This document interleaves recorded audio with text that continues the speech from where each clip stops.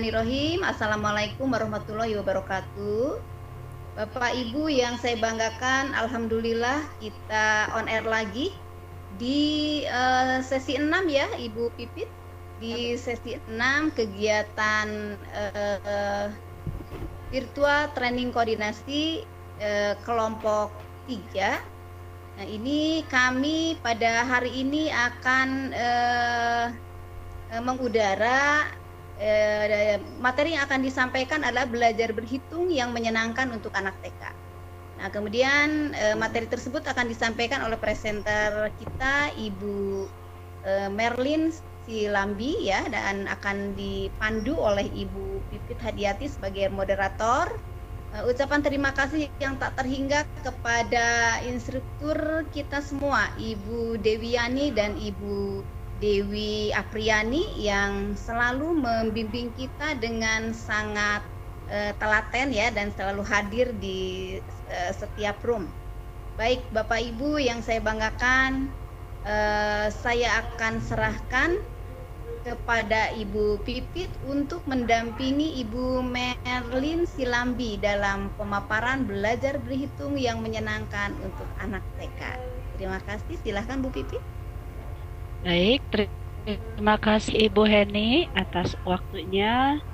Perkenalkan, saya Vivit Hadiati yang bertugas sebagai moderator pada sesi ini. Adapun presenter kita yang luar biasa pada hari ini adalah nama lengkapnya Ibu Merlin Silambi, tempat tanggal lahirnya di Tanah Toraja 30 Mei 1993, tinggal di Jalan Linggawastu. Kemudian beliau ini menamatkan pendidikan terakhir di Universitas Terbuka pada tahun 2019. Pengalaman bekerja dari Mei 2011 sampai 2012 sebagai staf administrasi di Kalimantan. 2012 sampai 2013 staf administrasi di UPTD Pendidikan SD Tawalian, Kabupaten Mamasa, Sulawesi Barat. 2013 sampai 2017 guru dan sekretaris sekolah minggu di Sukabumi. 2017 sampai 2019 guru agama Kristen SD Kristen Baptis Bandung, dan sampai sekarang beliau adalah guru di TK Kristen Baptis Bandung. Itulah CV singkat dari pemateri kita hari ini. Adapun nanti untuk penyampaian materi akan disampaikan selama kurang lebih 30 menit untuk pemaparan materi. Selanjutnya adalah diskusi atau tanya jawab selama 15 menit. Adapun seandainya di tengah-tengah pada saat Ibu Merlin memberikan materi ada pertanyaan, mangga silahkan nanti kita coba kondisikan. Pertanyaan boleh secara langsung ataupun disampaikan melalui chat.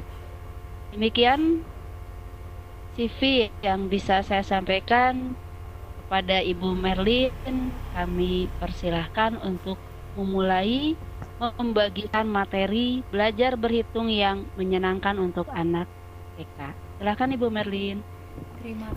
Terima kasih Ibu, terima kasih Bu Heni sebagai host kita hari ini. Terima kasih juga buat Ibu Vivit sebagai moderator kita hari ini. Selamat selamat siang menjelang sore. Ya, terima kasih buat Bapak Ibu yang sudah hadir. Terima kasih buat Pak Cecep yang sudah hadir pada saat ini di room. Kiranya pembahasan hari ini boleh kita nikmati bersama-sama, dan kalau ada ibu bapak yang mau bertanya dipersilakan. Nanti ada Bu Heni yang menolong.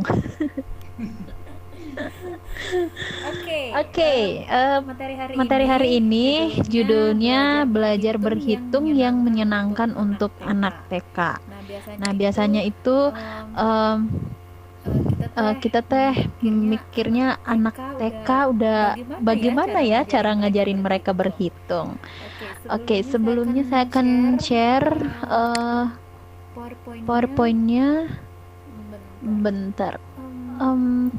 Ibu Heni, maaf, bolehkah yang laptop dijadiin presenter Bu, yang saya yang laptop Bu. Oh iya, oke. Yang bolanya. Iya, yang bolanya Bu, maaf. Yang mana? Yang laptop udah. Ini juga udah bolanya. Ini yang handphone Bu. Yang handphone sudah Bu Merlin Silambi juga si bolanya. Udah ya. Yang ini sudah Bu Merlin Silambi juga. Oh iya. Ada masalah ya? Nuhun Bu, udah. Oke. Oke, sebentar ya. Saya akan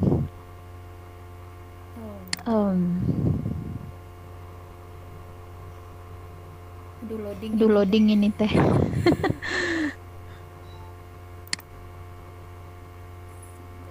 Sebentar. Iya benar Bu. Boleh panikan. Semoga jaringannya tetap aman, soalnya di sini rada-rada mendung.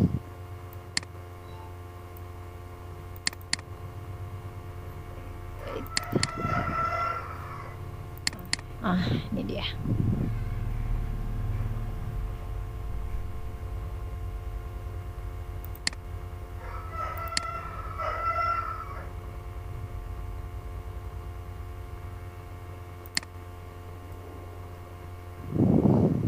Ya, materinya masih loading. Jadi sambil menunggu, bagaimana berhitung itu diajarkan kayak anak TK. Biasanya tantangan terbesar menjadi guru TK itu adalah bagaimana keinginan gurunya. Ya, kadang tuh kita tuh pengen anaknya tuh bisa lebih maju juga, lebih cepat mengerti dan lebih cepat paham. Tetapi ketika kita sudah di lapangan, ternyata apa yang kita harapkan tidak semudah itu untuk mencapai tujuan kita tersebut. Nah, sebagai guru TK juga kadang kita merasa dilema tersendiri karena di TK itu kan anak-anak tidak harus dipaksa gitu untuk bisa mengikuti setiap misalnya kayak belajar membaca, atau sudah harus bisa membaca sebelum masuk SD, atau sudah harus pintar berhitung sebelum masuk SD. Nah, itu adalah salah satu tantangan guru TK karena kemampuan anak-anak itu masih sangat minim gitu untuk bisa bisa mahir membaca, bisa mahir berhitung. Nah, kalau mereka yang sudah sangat bisa, kadang kalau udah di TKB itu belum. Kadang kalau di TKB itu ada anak yang sudah sangat mahir membacanya. Nah, itu kita bisa lihat lagi dari segi perkembangan anak tersebut. Ada yang usianya sudah sangat matang untuk naik ke SD, tapi ketika sudah di SD ternyata tidak bisa membaca sama sekali, mengenal huruf pun juga tidak bisa sama sekali. Nah, itu balik lagi kita akan cek bagaimana perkembangan anak tersebut, bagaimana kondisi anak tersebut ketika di rumah, ketika belajar, dan bagaimana peran orang tua semestinya pada saat anak sebenarnya udah usia SD tapi kemampuan dari segi kognitifnya masih sangat kurang. Oke. Apakah sudah terlihat, Bu? Sudah kelihatan. Oke, nuhun Bu.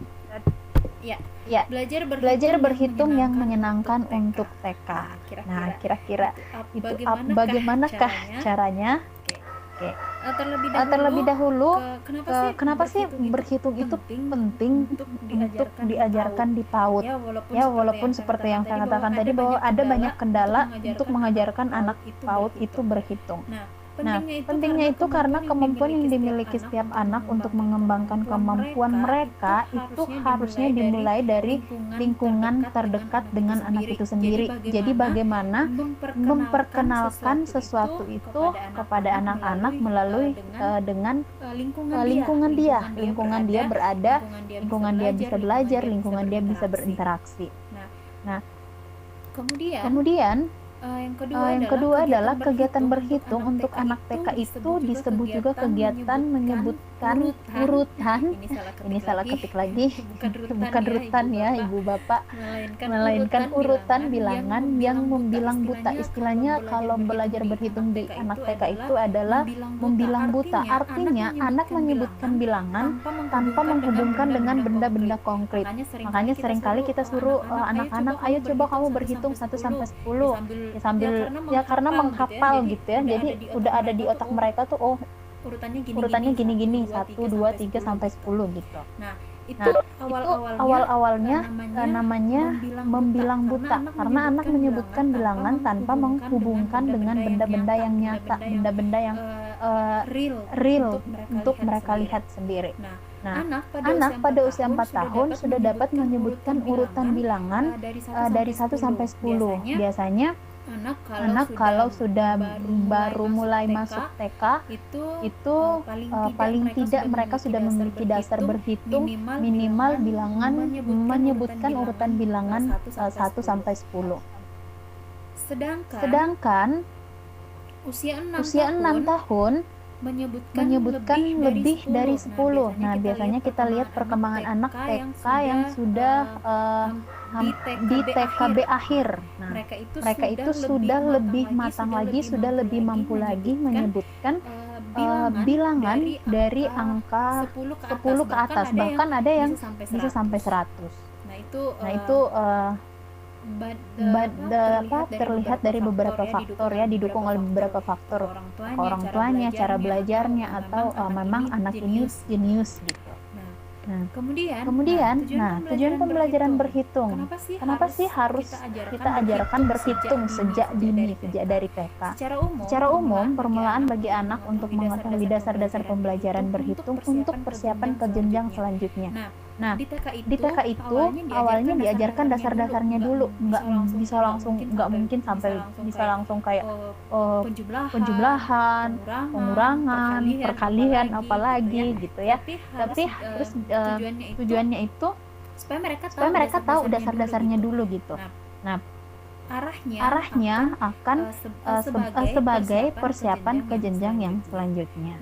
Nah, tujuan yang khusus secara khususnya adalah melatih anak untuk dapat berpikir logis dan sistematis sejak dini melalui pengamatan terhadap benda-benda konkret. Walaupun tadi awalnya kalau istilah berhitung di anak TK itu membilang buta ya, yang tidak langsung dihubungkan dengan benda-benda konkret. Tetapi ketika sudah kita mulai asah, kita mulai latih untuk berhitung, nah anak ini akan sedikit demi sedikit berpikir logis dan sistematis. Nah, melalui apa? Melalui pengamatan, melalui pembelajaran yang diberikan, melalui benda-benda yang di sekitarnya. Nah, biasanya mereka sambil hitung temannya, misalnya menghitung temannya di kelas itu ada berapa gitu. Nah, seperti itu tujuan secara khususnya. Nah, ada satu ahli yang memaparkan tujuan pembelajaran berhitung, yaitu John Piaget. Menurut beliau, tujuannya itu adalah logical mathematical learning, atau supaya anak tersebut belajar berpikir logis dan matematis dengan cara yang menyenangkan dan tidak rumit. Nah, itu tujuan pembelajaran berhitung yang harus dilakukan di usia dini atau usia anak-anak TK. Itu belajar yang harus menyenangkan dan tidak rumit. Nah, tetapi harus ada faktor mengasah logika anak. Nah, kemudian tujuan menurut beliau juga adalah anak dapat memahami bahasa matematis dan penggunaannya untuk berpikir. Nah, mungkin ini untuk mencapai tujuan menurut John Piaget ini menurut saya secara pribadi itu sangat sulit, karena harus butuh proses yang panjang supaya anak tersebut bisa kita katakan sudah mampu gitu, sudah sampai pada tujuan tersebut. Oke, nah tujuan tujuan pembelajaran hitung kesimpulannya dari yang tujuan yang secara umum, secara khusus, bahkan menurut John Piaget tersebut, di sini tujuan pembelajaran berhitung adalah melatih anak berpikir logis dan sistematis sejak dini, serta mengenalkan dasar-dasar pembelajaran berhitung. Jadi kalau di TK itu berhitung itu masih sebagai dasar, masih sebagai dasar untuk pengenalan. Mereka mengenal dulu, mereka paling tidak kita kasih sedikit konsep gitu kepada anak-anak untuk berhitung. Nah, prinsip-prinsip dalam berhitung. Nah, ini dia. Bagaimana sih prinsip berhitung untuk anak TK? Pembelajaran anak TK harus diberikan secara bertahap. Tidak bisa semuanya langsung dikasih. Tapi harus bertahap dulu. Misalnya kita mengajarkan angka 1 sampai angka 10, paling tidak 5 dulu gitu. Atau enggak di playgroup itu ya sedikit dulu, nanti naik TKA ditambah 1-2 angka. Nanti TKB baru bisa semuanya. Gitu. Terus harus didukung oleh suasana yang menyenangkan dan memberi rasa aman serta kebebasan kepada anak. Suasananya tuh harus menyenangkan, dan ketika belajar berhitung mereka itu merasa aman. Kemudian ketika belajar lingkungan mereka atau sekitar mereka itu mereka harus merasa bebas untuk mempelajari hal tersebut. Kemudian anak harus terlibat langsung. Jangan sampai belajar berhitung itu gurunya yang ngasih tahu, gurunya terus gitu ya, kayak pembelajarannya dari gurunya semua, tapi tanpa anaknya terlibat langsung.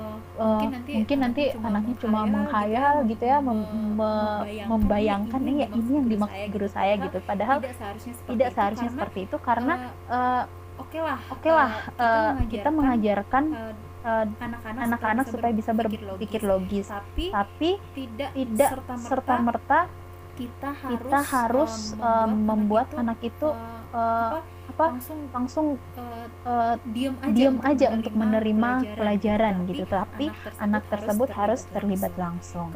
Kemudian dalam pembelajaran berhitung itu harus menarik dan bervariasi. Tidak bisa menggunakan satu metode aja gitu, tapi bagaimana kita sebagai guru memberikan pembelajaran yang menarik dan bervariasi. Nah, demikian juga dengan orang tua. Kadang orang tuanya, masalah yang kadang saya alami itu, orang tuanya bilang gini, kenapa ya di rumah anak saya ini bisa.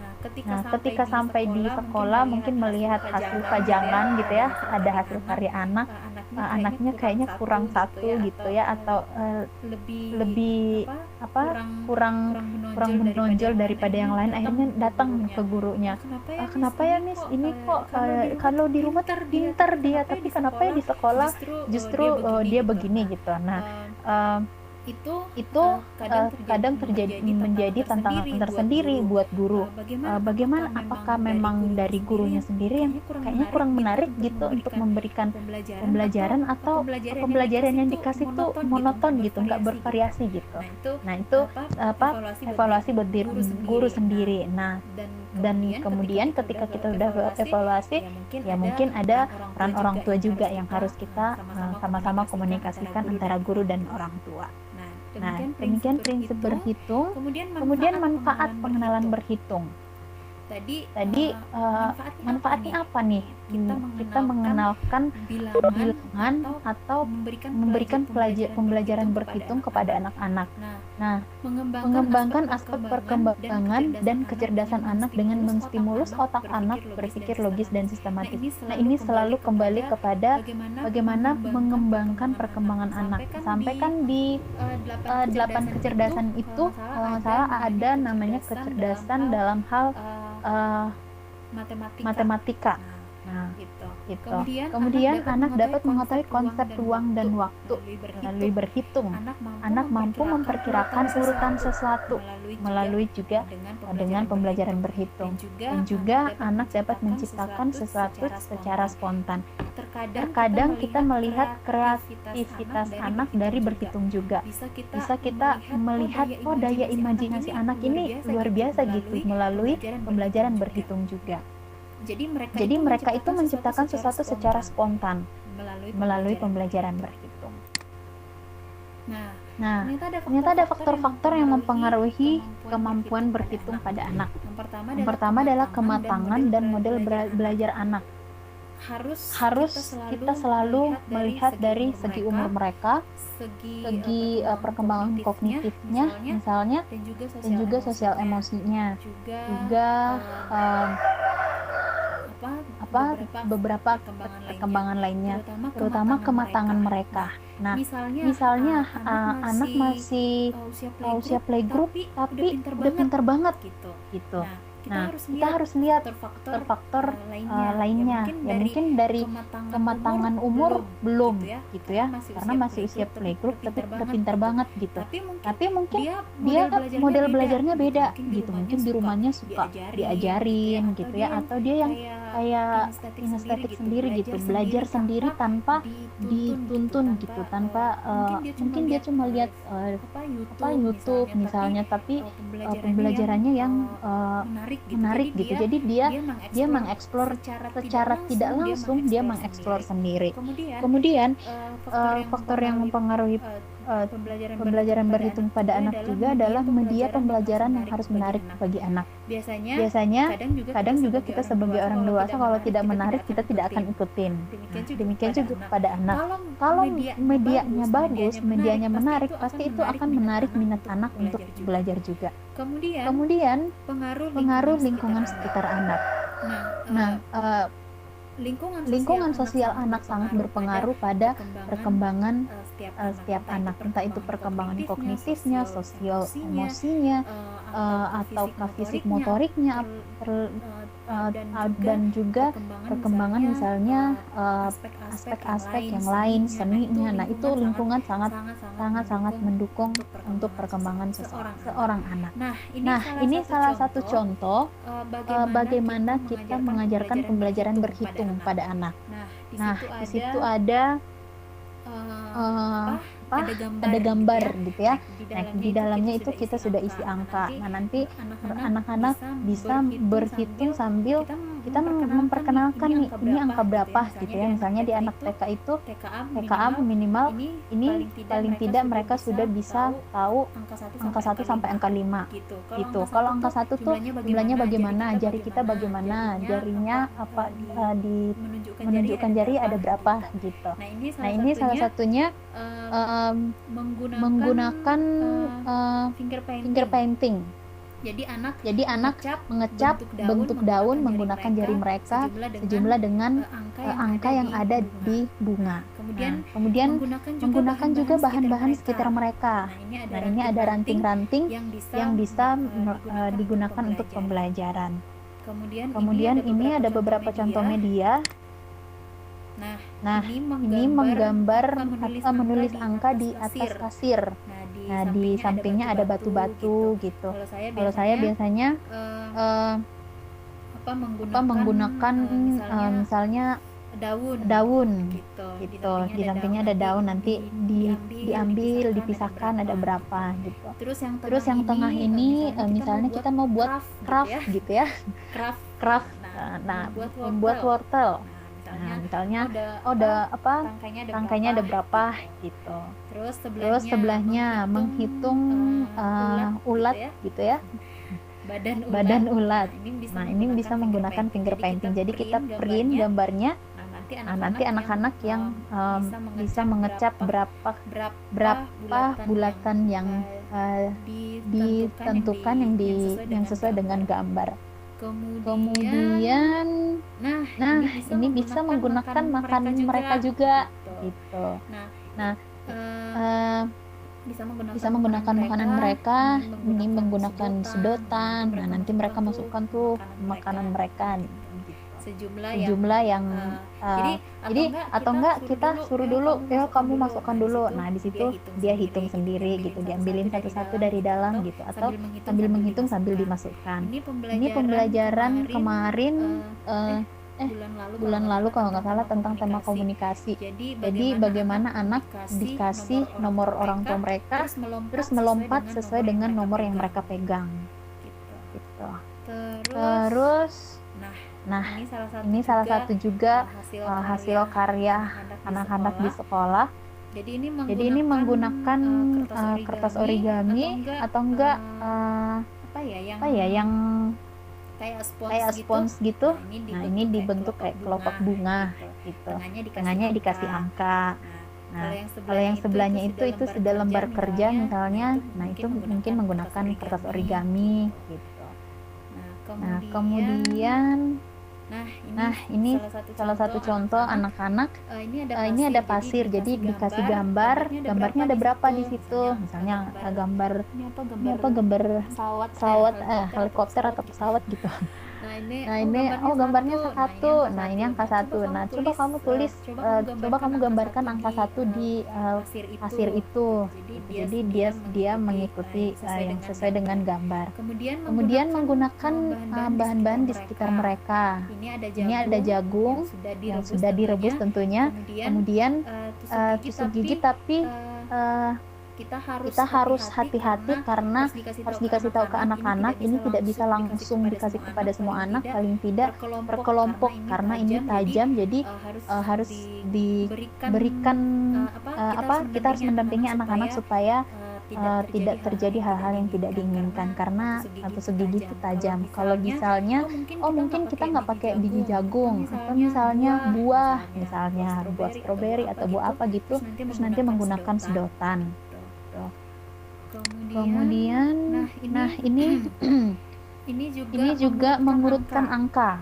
Jadi mereka berhitung sambil mengurutkan angka. Ada angka yang hilang.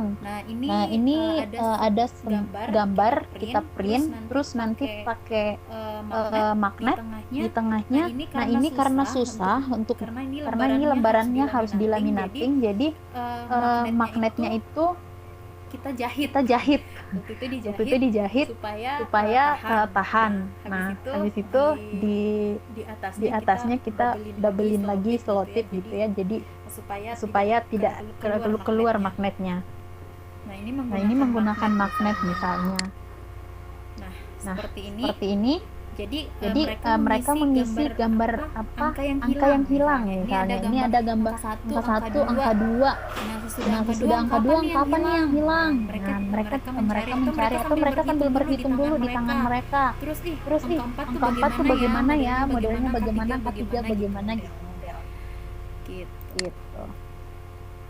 Nah, seperti ini. Jadi di angkanya itu yang sudah terpisah itu harus ada magnet juga. Nah, sangat susah untuk mendapatkan magnet yang bisa digunting gitu ya. Tapi waktu itu untungnya ada sponsor yang memberikan, jadi kita bisa menggunakan. Nah, ini contoh yang digunakan di sekolah. Nah, Oke. Demikian ibu-ibu sampai di sini materi hari ini. Ya, ini sekedar sharing pengalaman saja karena waktu itu ngisi jatuh mau ngajarin apa gitu ya. Oke, Ibu, terima kasih. Silakan Ibu Vivit. Ya, terima kasih Bu Merlin atas paparannya yang luar biasa. Bagus. Ini pemahaman dan materi yang baru ya, bagaimana mengajarkan belajar berhitung kepada anak yang relatif mereka masih ingin bermain. Iya, betul. Kalau digambarkan berhitung 1 sampai 10 tapi nggak real, barangnya nggak ada, pasti bingung gitu ya. Jadi ini juga gurunya luar biasa, harus kreatif ya. Bagaimana tadi ada menghitung pakai ranting, ada daun, pakai jempol, pakai apa ya? Ya, barangkali pokoknya itu kalau di TK mah raribuh.com Bu Vivit. Raribuh.com. Gurunya. Baik, kepada Bapak dan Ibu yang hadir di forum, barangkali ada pertanyaan yang akan disampaikan ke Ibu Merlin, silakan. Belum ada ya, saya di kolom chat juga belum ada pertanyaan. Ibu Merlin, kalau boleh tahu di TK-nya ini Ngajarnya di kelas A atau di kelas Saya Saya di di kelas kelas A, Bu. di kelas? Iya, Kalau kelas A Iya. itu pemula ya. iya, Iya, pemula. pemula. Nah, enaknya enaknya itu kan di sekolah itu ada playgroup playgroup gitu ya. Jadi anak-anak yang naik ke TKA TKA itu paling tidak sudah bisa menyesuaikan. Nah, ini yang tantangannya kalau tahun ajaran pertama, semester pertama, tahun ajaran baru itu yang sulit, yang sangat sulit terlebih dahulu adalah membuat anak beradaptasi gitu. Maksudnya lebih merasa senang gitu untuk sekolah. Karena menyesuaikan diri itu sangat susah gitu. Awal-awal wah sampai ada yang nangis dulu, ada yang meronta-ronta pengen pulang gitu. Nah, tapi kalau mereka lulusan dari playgroup, nah itu kita sebagai pihak guru itu diuntungkan gitu kalau sudah dari playgroup. Nah, tapi paling banyak kan biasanya ini. Maaf dipotong, ini ada Mangga, pertanyaan Bu. dari Pak Saifuddin. Anak saya TKA sudah belajar penjumlahan, nggak apa-apa gitu. Oke, Terima kasih Pak Saifuddin. Penjumlahan itu bisa diajarkan di TK ya ya, karena secara tidak langsung kan misalnya menghitung jumlah gambar itu sudah bisa diajarkan di TK, walaupun tapi harus melalui gambar dulu Pak, nggak bisa langsung yang misalnya angka langsung, misalnya angka 1 tambah 3. Nah itu sebagian besar ada anak yang tidak bisa untuk langsung tahu kalau 1 tambah 2 itu 3 gitu. Tapi harus ada sesuatu objek yang mereka lihat dulu, misalnya gambar apa gitu, misalnya bunga gitu ya. Oh ini tapi misalnya nih di atasnya tuh gambar bunga, terus nanti di bawahnya angkanya, tambang bilangannya, terus ditambah gambar bunga lagi berapa gitu. Nah tapi penjumlahan itu harus disertai dengan objek dulu Bu, karena mereka kan melihat mereka melakukan sesuatu yang dilihat gitu. Nah kalau misalnya disuruh langsung secara langsung angkanya gitu ya, sebagian besar masih pada bingung gitu. Kecuali kalau anaknya benar-benar jenius ya Bu ya, misalnya udah digembleng sedemikian rupa di rumah, atau benar-benar orang tuanya sangat konsentrasi sama pendidikan anak-anaknya ya, pasti bisa untuk mengajarkan itu. Di TKB di tempat saya itu sudah ada anak 1 atau 2 gitu yang bisa gitu langsung menggunakan lambang bilangan gitu tanpa harus melihat objeknya dulu gitu. Nah, ini lanjutan pertanyaannya Bu Merlin. Oh iya Pak. Iya Bu. Sudah mengenal lambang bilangan dan sudah dapat berhitung sampai dengan 100. Wah. Itu udah luar biasa Bu. Saya. Nah, itu Pak Saifuddin bisa cerita nggak ini? Boleh Pak Saifuddin, biar kami tahu ini. Halo, Assalamualaikum. Waalaikumsalam Pak. Assalamualaikum warahmatullahi wabarakatuh. Halo. Waalaikumsalam. Ya mangga Pak. Nggak dipersilakan. Iya, ini anak saya yang bungsu ini baru. Mama hanya memang agak telat ya, karena awalnya memang udah tidak mau sekolah karena kayak Ada suaranya ya? mau sekolah. Ini gimana nih dapat Bu Merlin? Halo. Iya Pak. Oke, lanjut. Memang sebelum masuk sudah dikenalkan dengan lambang bilangan ya, sudah dikenal bilangan, sudah mengenal berhitung, sudah mengenal sedikitnya lambang bilangan. Cuma memang hambatannya kalau kami terlalu memfokus ke berhitung, membacanya jadi agak kurang ya, dia kurang motivasi ke membacanya jadinya. Jadi ketika memang diberi permasalahan mengenai penjumlahan atau pengurangan, dia semangat baca menjawabnya.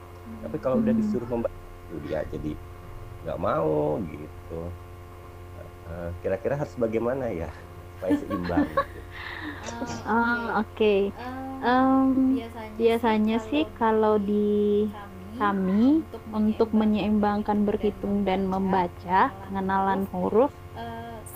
Setiap kegiatan yang dikasih itu disertakan dengan huruf, Pak. Nah, paling tidak contoh dasarnya seperti itu gitu, disertakan dengan huruf. Misalnya tulisan misalnya gambar apa ya? Tadi tuh gambar bunga misalnya ya. Tulisan bunga gitu, terus gambarnya, terus nanti ada angka di bawah gitu, atau ada kotak. Terus kita suruh ini gambar apa tadi? Misalnya bunga, coba hurufnya apa aja gitu. Coba kamu hitung jumlah bunganya ada berapa. Sesudah itu dituliskan gitu. Nah, jadi secara tidak sengaja kita sudah bisa mengajarkan beberapa aspek di situ, Pak, dalam satu kegiatan, misalnya seperti itu. Tanya ya matematikanya gitu ya.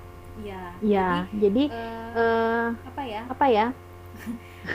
Ya mungkin karena anak Bapak tuh lebih tertarik sebenarnya sama matematika gitu, tapi ya memang harus diseimbangkan gitu, karena nggak mungkinnya seorang anak yang masih sekolah gitu ya, cuma nanti kan kasihan juga gitu, nanti lebih unggul di matematika, pelajaran yang lain tidak bisa gitu. Tapi mumpung masih usia dini, jadi contoh kecilnya seperti itu sih, Pak, yang selama ini kami lakukan di sekolah, ya memasukkan beberapa aspek dalam satu kegiatan seperti itu, Pak. Oke, terima kasih. Enggak, Pak. Terima kasih.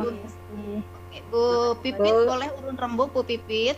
Saya juga mau. Silakan, Pak. Kalau Soalnya ada membaca tadi pertanyaan Pak Saifuddin, jadi saya tertarik. Mangga Bu. Iya. Luar biasa sekali ya. Kalau kelompok A itu kan usianya di rentang 3-4 tahun, Pak Saifuddin. Sudah 45 tahun, Bu. 45 tahun, Bu. 45. Ya. 45 Oke. tahun. Ya, 45 tahun. Tahun nih karena masuknya 5 tahun masuk TK-nya. Oh, 5-6 tahun berarti. Oh. Nanti mungkin masuk Jadi kan SD. rentang usia di pendidikan anak usia dini itu 34 untuk kelompok bermain, 45 untuk kelompok A, 56 kelompok B ya. Seperti itu. Nah, kemudian tadi kalau Pak Saifuddin melihat tayangan Ibu Emil ya dari awal, jadi itu persiapan berhitung juga sama dengan membaca. Nah, itu jadi kami itu di pendidikan anak usia dini harus mengutamakan konsep gitu ya. Tadi disampaikan oleh Ibu Merlin Silambi juga bahwa itulah yang diajarkan oleh teman-teman di PAUD seperti itu. Jadi konsepnya dulu. Nah, selain itu juga tugas kami adalah merapihkan atau menyelesaikan tugas perkembangan anak-anak gitu ya. Jadi kalau untuk arah ke baca, tulis, hitung itu kan harus dibereskan dulu, membedakan bentuknya, membedakan warnanya secara bertahap. Kemudian lateralisasi ya tadi teh ya, posisi ya, atas, bawah, depan, belakang. Nah, kemudian tinggi, rendah dan lain sebagainya, besar, kecil gitu, tipis, tebal ya. Jadi konsep-konsep seperti itu supaya apa? Nanti kalau sudah di SD dibulak-balik kayak apa juga dia sudah nancep seperti itu ya. Jadi kalau kata bahasa Jerman mah teu apal cangkem. Seperti ya. Wah, ini ada orang Jerman jauh-jauh nih. Teu apal cangkem gitu Jenderal ya. Itu Sudirman. yang bahaya. Jadi memang rata-rata pemikiran orang tua di rumah ya dengan pola asuh yang diberikan itu terkadang berbeda dengan pemahaman kami gitu, bahwa konsep pendidikan anak usia dini itu harus sesuai, lebih banyak bermain, lebih banyak menstimulasi kesiapan otot-otot tadi gitu ya. Dengan sendirinya kalau seluruh seluruh aspek perkembangannya sudah siap, sudah matang, untuk menulis, baca, hitung itu nggak akan sulit seperti itu. Jadi kalau misalnya putra bapak Terima kasih, Bu. sampai 100 nggak salah, tidak harus dihentikan gitu, tetapi dicek ya kemampuan yang lainnya seperti sambil bermain dicek, coba mana adik kiri, mana kanan, mana atas, mana bawah gitu ya. Dan banyak hal lah yang bisa disampaikan melalui kegiatan bermain. Baik Bu Heni, Kemudian, luar biasa. ya, itu, Aduh, tanggapannya ya. enggak. Ya, terima kasih. Ini masih ada pertanyaan selanjutnya Bu Heni. Bu, boleh saya tambahkan nggak? Karena tadi ada boleh, berkaitan boleh. dengan putranya Pak Saifuddin kan membacanya yang malas gitu ya. Jadi nyambung dengan materi saya tadi. Jadi gini Bapak, kemungkinan putra Bapak memang ada kuat di dominan di logika matematikanya satu. Kedua, saya nyambung juga dengan pertanyaan Pak Cecep, sebetulnya kan setiap anak punya beda Ya. gaya belajar gitu ya. Iya, Nah, benar Bu. Jadi bagaimana supaya anak tidak hanya kuat di yang matematikanya, tapi juga bisa untuk membacanya nih, karena memang dibutuhkan nanti pada saat dia masuk SD. Bapak bisa ajak sambil bermain Kak, satu, ketika dia memang jagonya di berhitung atau di bilangan gitu ya, Bapak bisa pendekatannya dengan bilangan. Misal Bapak bisa mengajarkan misalnya gini, nah coba cari huruf yang ada di namamu itu bilangan keberapa saja. Misalnya A itu 1, B itu 2, C itu 3 dan seterusnya. Jadi Bapak bisa ngajak anaknya untuk kayak misalnya namanya siapa Pak? Misalnya namanya, halo, namanya siapa Pak? Namanya Amjad. Amjad. Amjad. Nah, Amjad. Nah, jadi misalnya coba sekarang Amjad. A itu kan kita kenalkan dulu Pak. A itu angka 1, 2. Misalnya alfabet itu kita kenalkan dengan bilangannya gitu. 1, 2, 3 sampai 26 otomatis. Jadi coba Amjad itu di bilangan berapa saja ya hurufnya? Huruf A bilangan berapa? 1. Huruf M bilangan keberapa? Dia akan melihat gitu loh. Jadi itu bisa berkesinambungan nanti. Logika matematikanya terkembangkan, bahasanya terkembangkan. Nanti setelah dia bisa menyusun itu, dia bisa menuliskannya. Otomatis keterampilan menulisnya juga terkembangkan. Tapi tetap tadi perhatikan juga perkembangan seperti yang Bu Merlin ucapkan. Tadi masuk ke pertanyaan Pak Cecep, bagaimana dengan kinestetik gaya belajar itu ya? Nanti disesuaikan dengan gaya belajar. Itu mungkin. Terima kasih. Baik, terima kasih Bu Emil, luar biasa atas tanggapannya. Kalau saya tugas guru yang ini di basic ini luar biasa ya. Artinya kalau anaknya suka berhitung, malas membaca, ini berarti harus menyeimbangkan fungsi otak kanan dan otak kiri. Ini yang bisa mungkin komentar saya, ini menyeimbangkan otak kiri dan otak kanan ini bukan hal yang mudah. Tapi dengan usaha-usaha ataupun tadi yang disampaikan oleh Ibu Emil ataupun pemateri, ini salah satu usaha yang mungkin bisa kita coba. Nah, kalau saya karena anak-anak sudah besar, insya Allah punya cucu, saya kejar Bu Merlin lagi ini dengan Bu Emil. Baik Bapak Ibu, masih ada yang ingin ditanyakan? Pertanyaan Pak Cecep belum dijawab Bu Merlin. Oh, belum dijawab Bu Merlin. Ya, mangga. Ini Bu Merlin punten, ada pertanyaan dari Pak Cecep. Setiap anak memiliki gaya belajar yang berbeda. Ada yang visual, auditory, dan kinestetik. Kesulitan apa saja yang Ibu alami ketika mengenalkan angka pada anak? Silahkan Bu Merlin. Oke, terima kasih Pak Cecep. Wah, banyak kalau kesulitannya. Karena kita menghadapi banyak anak gitu ya, yang ada anak yang penurut, ada anak yang tidak bisa diam, ada anak yang diam dan tidak mau mendengar gitu ya, dan ya pasif gitu.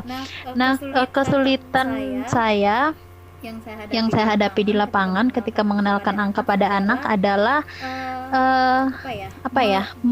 berusaha untuk menanamkan konsep gitu pada anak tanpa membuat mereka tuh kayak menghafal gitu, kayak nanti tuh angka 1 tuh bentuknya begini, modelnya begini, angka 5 tuh begini gitu. Sampai ada anak yang angka 6 dan 9 itu sampai ketukar-tukar. Nah, itu yang paling paling sering saya hadapi, tertukar angkanya karena ternyata dari awal kadang saya mengajarkan mereka supaya mereka hafal gitu. Nah, lama-kelamaan saya akhirnya kalau disuruh hafalin tanpa mereka benar-benar memahami konsepnya, itu rada susah gitu. Nah, Untuk Untuk anak-anak yang gaya belajarnya berbeda, biasanya karena di sekolah kami menggunakan pembelajaran kelompok ya, berkelompok.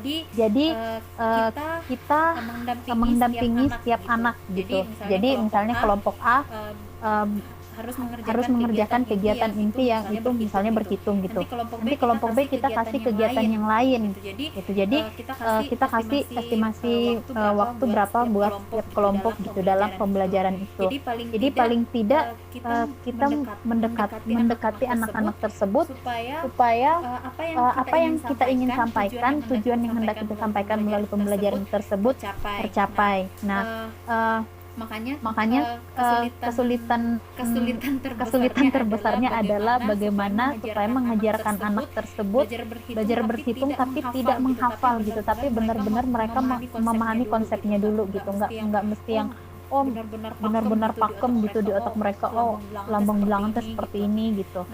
Nah itu sih yang dasarnya menanamkan konsep dasarnya sih ke mereka. Itu sih yang sulit sih Pak begitu.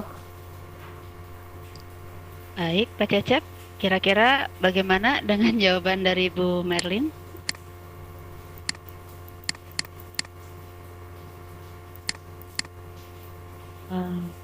Pak Cecep, apa masih ada di ruangan? Masih kelihatannya. Iya. Gimana Pak jawabannya? Apa sudah cukup? Ya, cukup Ibu. Baik. Terima kasih Pak Cecep atas pertanyaannya dan pemaparan yang luar biasa dari Bu Merlin. Barangkali masih ada yang ingin disampaikan, Ibu Emil, Bu Heni, barangkali ada yang ingin disampaikan karena kita waktu masih tersisa ya, kurang lebih 8 menit lagi ya. Iya Bu. Ya. Baik, masih ada yang ingin disampaikan atau kita? Paling menambahkan Bu, bolehlah saya menambahkan. Nggak silahkan Bu. Ya, jadi Pak Cecep dengan beragamnya gaya belajar ya itu bisa kita amati juga dengan ketika anak belajar, anak berkegiatan itu sambil kita mengamati gaya belajar apa yang mereka punya. Ya, dominannya itu di mana gitu? Apakah di visualnya, apakah di kinestetiknya, apakah di di auditoriknya. Nah, kembali lagi ke model pembelajaran atau ke pendekatan pembelajaran, menurut saya sentra itu bisa memenuhi semua kebutuhannya. Tadi yang Bu Merlin sampaikan juga sudah bagus sekali, sudah luar biasa gitu ya. Bu Merlin dalam mengatasi kesulitannya itu sudah luar biasa. Jadi karena dengan di sentra itu mau tidak mau guru harus menyiapkan paling sedikit densitas bermainnya itu 2,5 kali jumlah anak. Kalau mau dibulatkan ya 3,5 kali jumlah anak. Nah, dengan banyaknya kesempatan main maka anak banyak pilihan. Jadi semua kemampuan diharapkan kesempatan main yang disediakan guru itu bisa memenuhi semua gaya belajar anak. Gitu. Jadi anak akan memilih kegiatan yang memang sesuai dengan kemampuan dia, sesuai dengan minat dia, dan sesuai dengan jadi gini, dia akan punya pilihan. Jadi tidak akan saya mau ikut kegiatan ini seperti teman saya, tidak, tapi dia sudah punya ajak pilihan sendiri. Karena itu pun masuk ke perkembangan sosial emosional. Mungkin itu Pak. Jadi salah satunya dengan cara menyediakan berbagai alternatif kegiatan. Itu juga bisa kita lihat. Ini bisa walaupun tujuannya sama, misalnya tadi berhitung, tapi dengan berbagai cara. Kalau yang auditori ngapain, kalau yang visual ngapain, kalau yang kinestetik ngapain gitu. Nah, itu disediakan oleh guru. Itu aja mungkin. Terima kasih. Terima kasih Bu Emil. Ya. Baik. Bagaimana, ada yang mau memberikan tanggapan? Rasanya cukup Bu Ikut ya? Iya. Sudah jentre sekali tadi Bu Emil mengulas kembali ya. Ya. Terima kasih. Barangkali Bu Emil, Merlin akan memberikan Iya. Ya, kasih terima kasih Ibu Bapak yang sudah meluangkan waktu untuk mengikuti di room hari ini.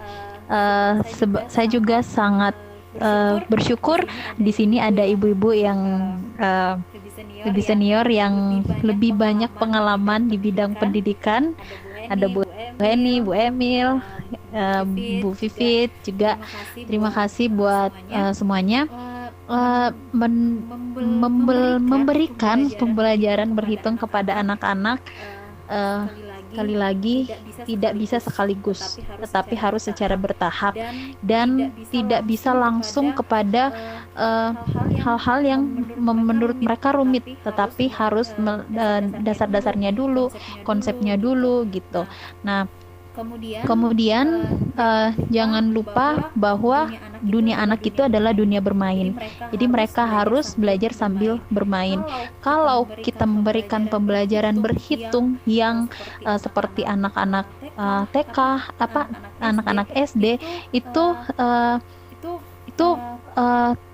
paling sedikit akan membuat anak-anak itu merasa kurang bebas gitu. Tapi ketika kita sediakan media yang menarik, memberikan rasa aman, terus memberikan kebebasan, lingkungan sekitar atau tempat pembelajaran yang menarik, itu akan dengan sendirinya memotivasi anak untuk mau belajar dan belajar. Gitu. Jadi memberikan pembelajaran berhitung bisa dimulai dari usia dini dengan catatan bahwa kita memberikan dasarnya dulu, konsepnya dulu, dan harus menggunakan pembelajaran yang menarik, bervariasi, berikan media yang sesuai dengan dunia mereka, dan kenalkan konsep berhitung dengan dihubungkan dengan keadaan sekitar mereka dengan hal-hal yang real. Oke, kira-kira demikian Ibu Vivit.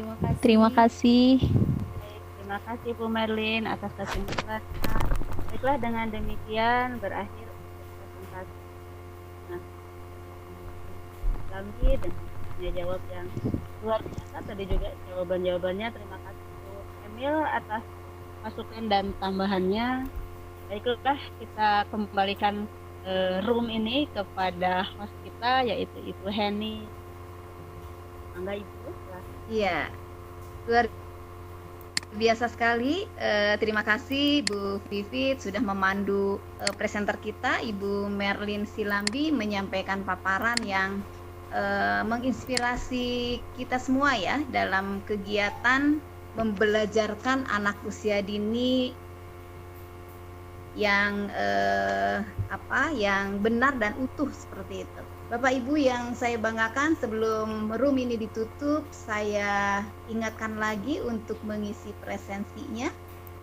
Sekali lagi Bapak Ibu yang berpartisipasi pada hari ini, silahkan mengisi presensi. Akhirnya saya sebagai host Heni Fitriani mengucapkan hamdalah, alhamdulillahirrahmanirrahim. Pertemuan kita di sesi 6 di room yang sudah di on air dari 1 jam sudah ya kita mengadakan kegiatan on air. Alhamdulillah sudah selesai. Terima kasih banyak sekali lagi kepada tim kita yang luar biasa sekali, Bu Pipit, Bu Merlin, dan saya sendiri, dan terlebih kepada Ibu Dewi ya, Ibu Dewi Apriani, Ibu Dewiana yang sudah membimbing kita. Demikian, terima kasih, sampai ketemu di kegiatan on air yang berikutnya. Billahi taufiq wal hidayah. Wassalamualaikum warahmatullahi wabarakatuh. Waalaikumsalam. Terima kasih Bu. Sukses Bu Merlin, Bu Pipit, alhamdulillah. Akhirnya. Saya udah isi presensi belum ya? Ayo isi presensinya. Semangat, selamat ya. Aku sudah bebas, tinggal diseminasi. Sama aku juga. Ayo kita diseminasi terakhir. Kita masih, saya dengan Bu Pipit masih penuh. Besok pokoknya semangat Ibu, berjuang. semangat. Amin. Semuanya semangat. Amin ya robbal alamin. Saya akan live ya, Ya, teman-teman. saya juga pamit ya. Juga pamit. Terima kasih. Terima kasih. Salam.